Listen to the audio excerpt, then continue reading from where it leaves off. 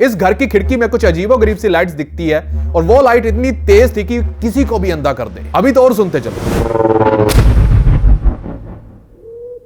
कहानी सन 2015 में हुए एक मिस्टीरियस किडनैपिंग की है। एक ऐसी विचित्र किडनैपिंग की कहानी जिसने पुलिस और एफबीआई के भी रोंगटे खड़े कर दिए। और जब इस केस की सच्चाई सबके सामने आई तो मैं नहीं, खुद एफबीआई ये सोचने पर मजबूर हो गई, ये कैसे हो सकता है, इम्पॉसिबल।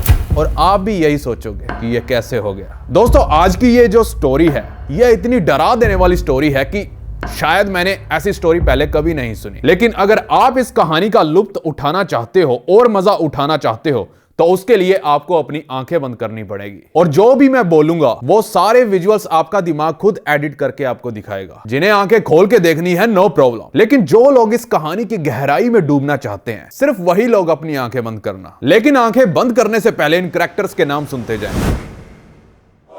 इस लड़की का नाम है डेनीज हस्किन और ये रहा इसका बॉयफ्रेंड जिसका नाम है एरन कोइन।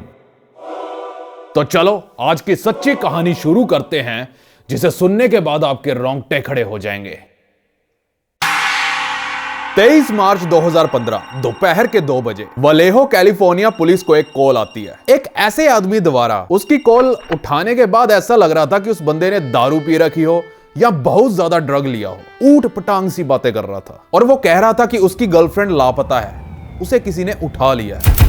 लेकिन उसकी स्टोरी बिल्कुल भी सेंस नहीं बना रही थी। और जब ऑफिसर्स उसके घर पहुंचे तो उन्होंने देखा कि जिस बंदे ने दरवाजे को खोला वो थोड़ा नशे में लग रहा था और उसका घर भी पूरी तरह से तहस नहस हुआ पड़ा था और घर में किसी तरह की केमिकल की स्मेल आ रही थी और वो भी बहुत ज्यादा तेज। फिर पुलिस ने उस बंदे को बिठाया और पूछा, अब बताओ हमें क्या हुआ था और तुम्हारी गर्लफ्रेंड कहां है। फिर वो आदमी एक अजीबोगरीब सी स्टोरी बताने लगता है कि कोई आदमी जिसने स्विमिंग सूट पहना हुआ था और हाथ में लेजर्स वगैरह पकड़े हुए था वगैरह वगैरह। जिसके बाद पुलिस ने इन्वेस्टिगेशन चालू की। वो इसलिए नहीं कि वो आदमी कुछ अनाप शनाप बक रहा है, बल्कि इसलिए स्टार्ट की क्योंकि उसकी गर्लफ्रेंड सच में गायब थी। इन्वेस्टिगेशन के दौरान पुलिस वालों ने एक ऐसी स्टोरी से पर्दा हटाया जो कि उस आदमी की स्टोरी से भी ज्यादा अजीबोगरीब थी। अजीबोगरीब से मेरा मतलब, बैठे रहो आराम से, रजाइयां ओढ़ लो क्योंकि स्टोरी चालू हो रही है। स्किप बिल्कुल भी मत करना क्योंकि एक एक पॉइंट आपको ध्यान से सुनना होगा, नहीं तो आपका दिमाग कचरा बन जाएगा। 22 मार्च 2015 की दोपहर को 29 साल की डेनीज हस्किन को उसके बॉयफ्रेंड एरन का टेक्स्ट मैसेज आता है, जिसे देख वो थोड़ी सी ताज्जुब में पड़ गई क्योंकि उन दोनों का रिलेशनशिप अच्छा नहीं चल रहा था। एरन डेनीज को टेक्स्ट कर रहा था कि वो उससे बैठकर बात करना चाहता है, तुम प्लीज घर आ जाओ। संडे का दिन था, डेनीज अकेली रहती थी। वो आज घर में थोड़ा आराम करने का सोच रही थी और ये साला बुड़बग उसे टेक्स्ट मैसेज करके घर बुला रहा था। तो डेनीज ने उसे रिप्लाई दिया, मैं तो नहीं आ रही, मैं तो आज अकेले बैठ के चिल मारूंगी। लेकिन एरन उसे फिर से टेक्स्ट बैक करता है कि प्लीज मुझे तुमसे एक बहुत जरूरी बात करनी है, प्लीज घर आ जाओ। लेकिन फिर भी डेनीज नहीं मानती और कहती है भाड़ में जाओ, अपनी एक्स से बात करो, मुझसे बात मत करो। एक्चुअल में हुआ यह था कि डेनीज जब अपनी जॉब के लिए बोस्टन से कैलिफोर्निया शिफ्ट हुई as a physiotherapist in Kaiser hospital, तब उसकी मुलाकात एरन से हुई जो कि उसी हॉस्पिटल में काम करता था। पर तब एरन का ताजा ब्रेकअप हुआ था, वो भी एंगेजमेंट के बाद। और फिर उसका डेनीज के साथ मिलने के बाद और काफी कुछ कॉमन होने की वजह से वो एक दूसरे के प्यार में पड़ बैठे, जिसके बाद 7 महीने तक तो उनका रिश्ता बिल्कुल बढ़िया चला। लेकिन एक दिन डेनीज ने एरन को उसकी पुरानी गर्लफ्रेंड के साथ टेक्स्ट करते हुए पकड़ लिया, जिसमें वो अपनी पुरानी गर्लफ्रेंड को वापस अपनी जिंदगी में लाने की भीख मांग रहा था। तो दोनों की बहस हुई और इनका भी ब्रेकअप हो गया। तो कहानी को मोड़ के फिर से अब में ले आते हैं, यानी 22 मार्च 2015 को एरन लगातार डेनीज को मिलने के लिए मैसेज किया जा रहा था और डेनीज मना किए जा रही थी। लेकिन एरन द्वारा इतनी बार कहे जाने के बाद डेनीज थोड़ा स्पेशल फील करने लगी और फिर आखिरकार हार कर वो मिलने के लिए तैयार हो गए। तो डेनीज तैयार होकर घर से निकलने से पहले अपनी फेवरेट पिज्जा प्लेस से एक पिज्जा ऑर्डर करती है और शाम के 5:30 बजे वो उस पिज्जे को एरन के घर लेकर पहुंच जाती है। अगला दिन जो कि मंडे था, यानी 23 मार्च 2015, एरन और डेनीज दोनों की ही हॉस्पिटल में शिफ्ट स्केड्यूल थी। लेकिन सुबह 7 बजे के करीब एरन हॉस्पिटल में कॉल करके कहता है कि मैं आज ठीक नहीं हूं, तो मैं नहीं आऊंगा। और डिनीज भी अपने बॉस को एक टेक्स्ट मैसेज छोड़ती है कि उसकी कोई फैमिली इमरजेंसी है तो वो पूरा वीक नहीं आ पाएगी। बॉस ने जब मैसेज देखा तो उसने सोचा कि इसमें कोई सेंस नहीं बन रहा है, क्योंकि पहली बात तो यह है कि वो कभी भी काम को नहीं छोड़ती, और दूसरा कि अगर वो छुट्टी लेती तो वो एटलीस्ट कॉल करती, ना कि टेक्स्ट। एनीवे उसके बॉस ने टेक्स्ट रिप्लाई किया, take care, take your time. लेकिन जब उसके बॉस ने बाद में देखा तो उसका कोई रिप्लाई नहीं आया, जो काफी अजीब था। इसके करीब 7 घंटे बाद यानी दोपहर के करीब 2 बजे पुलिस वालों को एक कॉल जाती है, और कॉल करने वाले शख्स का नाम था एरन, यस, डिनीज का बॉयफ्रेंड। और पुलिस वालों को उसने एक वियर्ड सी स्टोरी सुनाई और उसकी गर्लफ्रेंड को ढूंढने की रिक्वेस्ट भी की। खुशकिस्मती से वो पुलिस वाले उसके घर से सिर्फ 2 मिनट की दूरी पर ही चक्कर लगा रही थी। जैसे ही कॉल डिस्कनेक्ट होता है, सिर्फ 3 मिनट के अंदर एरन के दरवाजे पर उन पुलिस वालों की दस्तक होती है। जैसे ही एरन दरवाजा खोलता है तो पुलिस वालों ने एक ही झलक में 3 चीजें नोटिस की। पहली ये कि एरन बहुत नशे में था, दूसरा ये किचन के टेबल के ऊपर दर्जनों बोटल्स बियर की लाइन में लगी पड़ी थी, और तीसरा ये कि पूरा घर किसी क्लीनिंग केमिकल से लथपथ था, जिसके अंदर से बहुत स्ट्रॉन्ग स्मेल आ रही थी। एक ऑफिसर एकदम से एरन की ओर मुड़ता है और उससे पूछता है, क्या तुमने ड्रग्स ले रखी है? फिर एरन कहता है, हाँ हूं मैं ड्रग्स के नशे में, लेकिन ये ड्रग्स मुझे किडनैपर्स ने दिए हैं। पुलिस वाले कहते हैं, ओके, पहले हम घर की जांच कर लें। जिसके बाद पुलिस वाले घर की तलाशी लेने लगते हैं। जैसे ही वो सीढ़ियां चढ़ने लगते हैं तो उन्हें महसूस होने लगता है कि क्लीनिंग केमिकल की स्मेल बहुत ही तेज हो रही है। जिसके बाद वो मास्टर बेडरूम में घुसते हैं और देखते हैं कि फ्लोर को अच्छी तरह से वैक्यूम किया हुआ है, कोई कचरा नहीं है। बेड के ऊपर कोई भी बेडशीट नहीं थी, बस खाली गद्दा पड़ा हुआ था। तो ये देखने के बाद जैसे ही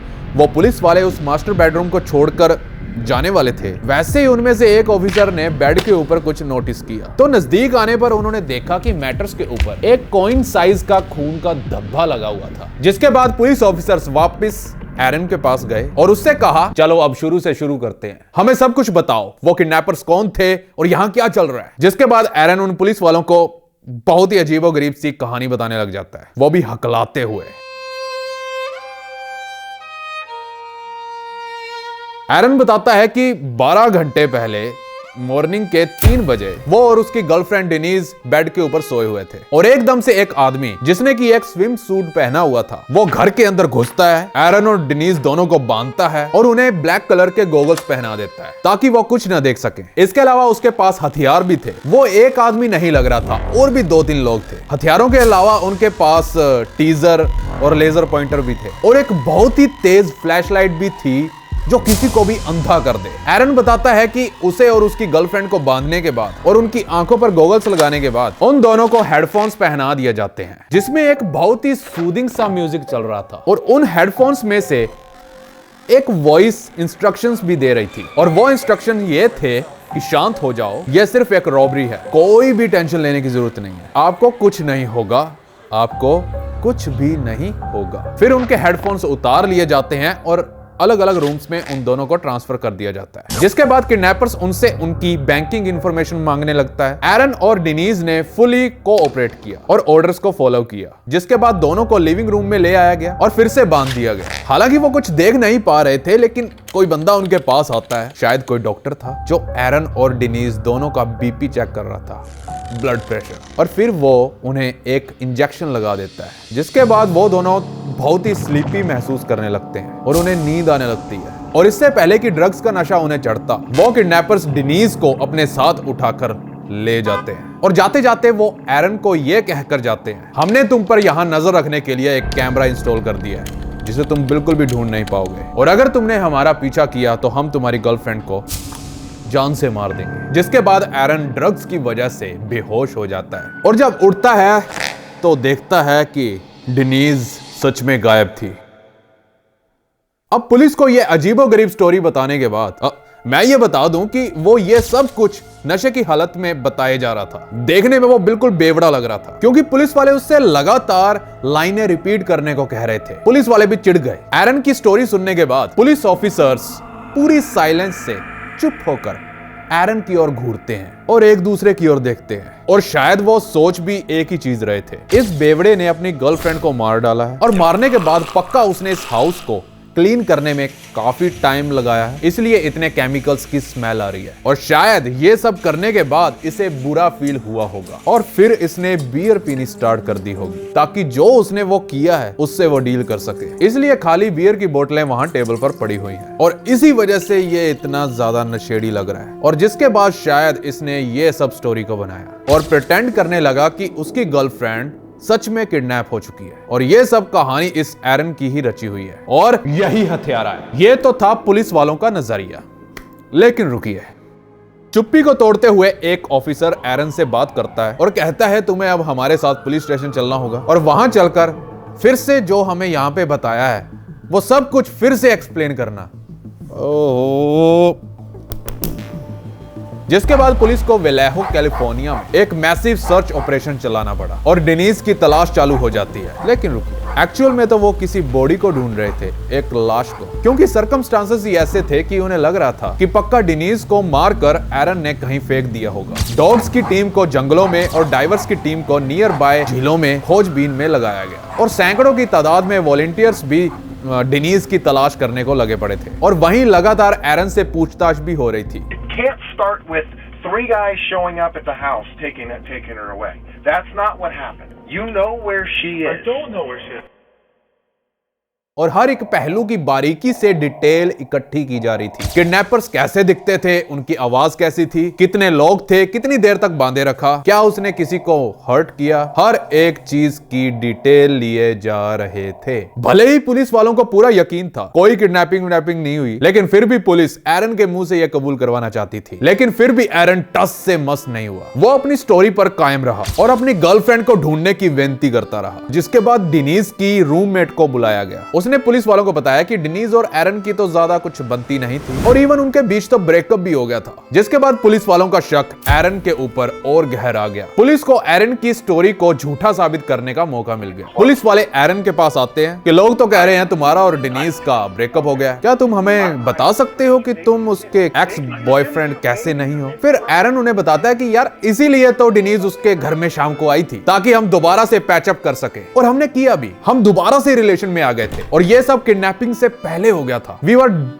वर बैक टुगेदर। जितना ज्यादा पुलिस एरन की स्टोरी को देखती उतना ही सेंस कम बन रहा था। ये स्टोरी और भी ज्यादा वीड बनी जा रही थी। फॉर एग्जाम्पल, एरन ने बताया था कि किडनैपर्स ने उसे फोर्स किया था कि बैंकिंग के पासकोड्स उसे दे दे, लेकिन पुलिस ने एरन और डेनिस दोनों के बैंक अकाउंट चेक किए तो उन्हें उनके अकाउंट में कोई ट्रांजैक्शन नजर नहीं आई। बल्कि पुलिस को यह पता चला कि 911 पर एरन द्वारा कॉल करने के 2 घंटे पहले उसने एक क्रेडिट कार्ड कंपनी को कॉल किया था और उनसे लार्ज अमाउंट की मांग की थी ताकि वो एक बोट बाय कर सके, यानी किश्ती। और जब एरन से उस केमिकल स्मेल के बारे में पूछा गया तो एरन ने किसी भी तरह की क्लीनिंग करने से इनकार कर दिया। उसने कहा कि शायद वो किडनैपर्स का ही काम हो सकता है जब वो बेहोश था। और एरन ने पुलिस को यह भी बताया कि ये किडनैपर्स कुछ फिरौती भी मांग रहे थे, बट उन्होंने सिर्फ 8500 यानी $8500 की ही मांग की थी। लेकिन अब पुलिस इस बात पर कंफ्यूज थी कि सिर्फ $8500 के लिए वो लोग क्यों डेनिस को किडनैप करेंगे और जेल में जाने का रिस्क उठाएंगे। इसमें कोई सेंस नहीं बन रहा था क्योंकि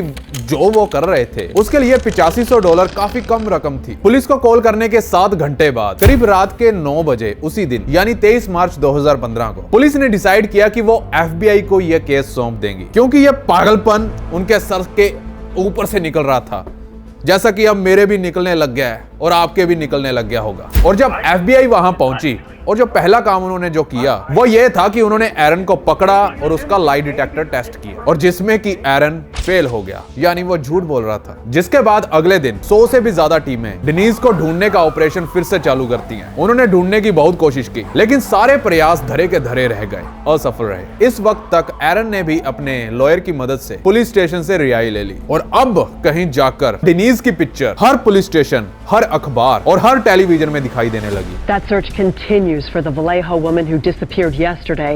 Police say 29-year-old Denise Huskins was possibly kidnapped for ransom. But there are still a lot of questions in this case. We can't go into specifics about the ransom, but all I can tell you is the original witness indicated that a ransom demand was made. Their biggest question is why Huskins' boyfriend, whom neighbors and family identify as Aaron Quinn, waited hours to call police. और अब television वाले एरन के घर के बाहर mic हाथ में लिए खड़े हो गए और इतना सब हो जाने के बावजूद भी FBI को कोई सुराग नहीं मिला और कोई प्रोग्रेस भी होते हुए नहीं दिख रही थी। FBI वालों के दिमाग में तो यही चल रहा था कि जो एरन है वो पक्का कुछ ना कुछ छिपा रहा है, और जिसके बाद कुछ ऐसा होता है कि तहलका मच गया। जो रिपोर्टर्स एरन के घर के बाहर खड़े हुए थे उनमें से एक रिपोर्टर जो अपने फोन को चेक करता है और देखता है कि एक ईमेल आया हुआ है, और वो ईमेल किडनैपर का ही था। इस ईमेल में एक वॉइस अटैचमेंट भी थी, और वो थी वो लापता हुई लड़की डेनीज की वॉइस। और उस वॉइस नोट में वो आज यानी उसी दिन की अखबार पढ़ रही थी। Earlier today, there was a plane crash in the Alps. My name is Denise Huskins. I'm kidnapped. Otherwise, fine. जिससे यह कंफर्म हो गया कि एट लीस्ट वो जिंदा तो है। लेकिन इस ईमेल की दो बहुत सस्पिशियस चीजें थी। पहली ये कि जो डेनीज की लाइव रिकॉर्डिंग थी उसमें वो बिल्कुल भी स्ट्रेस्ड फील नहीं कर रही थी, बिल्कुल काम थी। और दूसरी चीज ये थी कि जिस ईमेल एड्रेस से ये ईमेल आया था वो किसी और का नहीं, एरन का था, एरन का ईमेल एड्रेस। और जब रिपोर्टर ने ये सारी बातें FBI वालों को बताई तो वो अचंभे में थे, क्योंकि अब इस नई इंफॉर्मेशन से ये पहेली और भी ज्यादा उलझती जा रही थी और भी ज्यादा कंफ्यूजन हो रही थी। लेकिन डेनीज जिंदा थी, ये तो राहत की बात थी। लेकिन अब एरन भी इस नई कहानी में इन्वॉल्व नजर आ रहा था, और जिस तरह से डेनीज उस रिकॉर्डिंग में शांति से न्यूज़पेपर पढ़ रही थी उसे देखकर तो अब FBI वालों को डेनीज पर भी शक होने लगा। उन्हें लगा कि शायद ये भी इसमें इन्वॉल्व है। जिसके बाद पुलिस एरन के घर पहुंचती है और उससे पूछती है कि किडनैपर्स ने कहीं तुमसे बात तो नहीं की या तुम्हें कॉल तो नहीं आई। और एरन बोलता है कि हाँ वो किडनैपर्स ने मुझे कॉल किया था, ये देख लीजिए कॉल हिस्ट्री। जिस नंबर से उसे कॉल्स आए थे FBI ने उन नंबर्स को ट्रेस किया, लेकिन वो उन्हें ट्रेस नहीं कर पाए क्योंकि ये कॉल्स एक बर्नर फोन से किए हुए थे जिसे ज्यादातर ड्रग डीलर्स यूज करते हैं ताकि उन्हें कोई ट्रेस ना कर पाए। लेकिन FBI फोन नंबर को तो ट्रेस नहीं कर पाई, पर उस फोन को जहां से खरीदा था उस शॉप को ट्रेस कर लिया। और CCTV चेक करने पर पता लगा कि जिस आदमी ने उस फोन को खरीदा था उसका चेहरा कुछ एरन की तरह लग रहा था। और फिर 2 दिन बाद यानी 25 मार्च 2015 को कहानी में एक ट्विस्ट आता है। डेनीज जो कि किडनैपर्स द्वारा उठा ली गई थी वो अचानक से अपने पेरेंट्स के घर पहुंचती है, जो कि वलेहो से करीब 650 किलोमीटर दूर था। घर में कोई नहीं था तो उसने पड़ोसियों के फोन से अपने डैड को कॉल किया और उन्हें घर बुलाया। और अब जो स्टोरी वो अपने पेरेंट्स को बताने जा रही थी वो और भी ज्यादा बेतुकी और काफी अजीब थी। उसने बताया कि उसे करीब 4 किडनैपर्स ने एक छोटे से कमरे में कैद करके रखा हुआ था, और उन लोगों ने मतलब उन किडनैपर्स ने उसे कहा कि वो एक क्लाइंट के लिए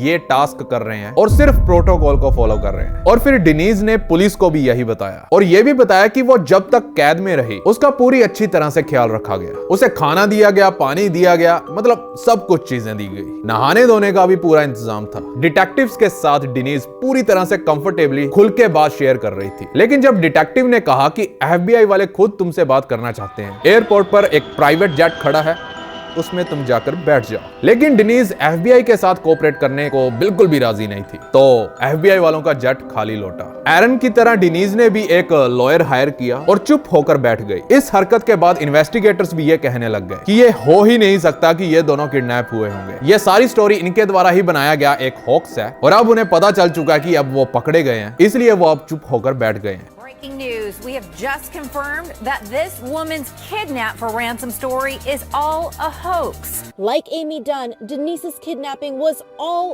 a hoax. Was an orchestrated event and not a kidnapping. Her story started to fall apart. It was all a hoax. इसलिए 25 मार्च 2015 की रात जिस दिन डेनीज मिल गई थी, वलेहो पुलिस ने एक प्रेस कॉन्फ्रेंस बुलाई और लोगों को बताया कि हमें नहीं लगता कि ये दोनों किडनैप हुए थे। हमें नहीं पता एक्चुअल में क्या हुआ था, तो इस मोमेंट पर हम किसी भी सो कॉल्ड किडनैपर का पीछा नहीं करेंगे। पब्लिक को भी किसी भी किडनैपर के बारे में सोचने की कोई जरूरत नहीं है। कुछ नहीं था, ये दोनों की बकवास थी जो हम झेलते आ रहे हैं। Huskins can be seen in this video hiding under a black hoodie. And now she's gone again, refusing to speak to police and hiding out at an undisclosed location. She's also hired a lawyer.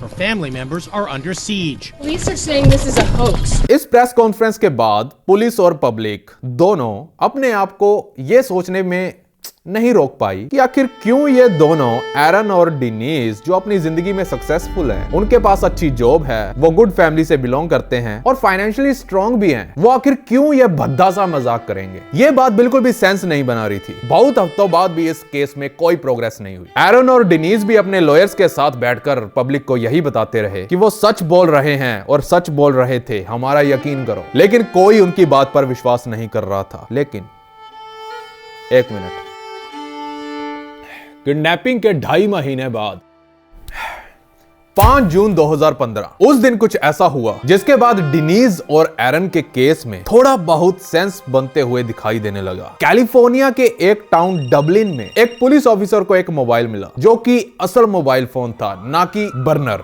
और ये phone अपने मालिक के नाम register भी था। अब इस फोन के मिल जाने के बाद डिनीज का केस फिर से ओपन होने जा रहा था और इस फोन को डिस्कवर करने के बाद पुलिस ने इसके मालिक को ट्रेस किया तो ये छानबीन उन्हें वलेहो से करीब 320 किलोमीटर दूर एक रिमोट कैबिन तक ले आई। और जब पुलिस वहां पहुंची तो पुलिस ने कार पार्किंग में एक चोरी हुई कार देखी जिसे चोरी कर लिया गया था, एक व्हाइट मस्टैंग, और ये कार वलेहो से ही चोरी हुई थी। पुलिस ने सोचा कि चलो किडनैपर को छोड़ो, किसी चोर को ही पकड़ लिया जाए। जिसके बाद एफबीआई और पुलिस ने अपने हथियार लोड किए, अपने कुत्तों के साथ उस घर का दरवाजा तोड़ दिया और जब उन्होंने सामने देखा तो पुलिस वाले एक्साइटेड भी थे, हैरान भी और हक्के बक्के भी, क्योंकि ये वही बंदा था जिसको उन्होंने डिनीज वाले केस में सीसीटीवी में वो बर्नर फोन खरीदते हुए देखा था और वो देखने में बिल्कुल एरन की तरह लग रहा था। लेकिन जब वो थोड़ा पास गए तो उन्होंने देखा कि उस घर में पूरी तरह से गंद पड़ा हुआ था। लेकिन जो मेन ध्यान उनका गया वो उन कुछ चीजों पर ही था और वो कुछ चीजें थी laser pointers, high power flashlight, swim suits, zip ties, goggles जिन पर टेप लगी हुई थी और हेडफोन्स भी थे। इस चीज को देखने के बाद उन्हें तुरंत पता चल गया कि ये हो ना हो पक्का उन्हीं किडनैपर्स में से एक है जिन्होंने डिनीज को किडनैप किया था। और ये किडनैपर्स हालांकि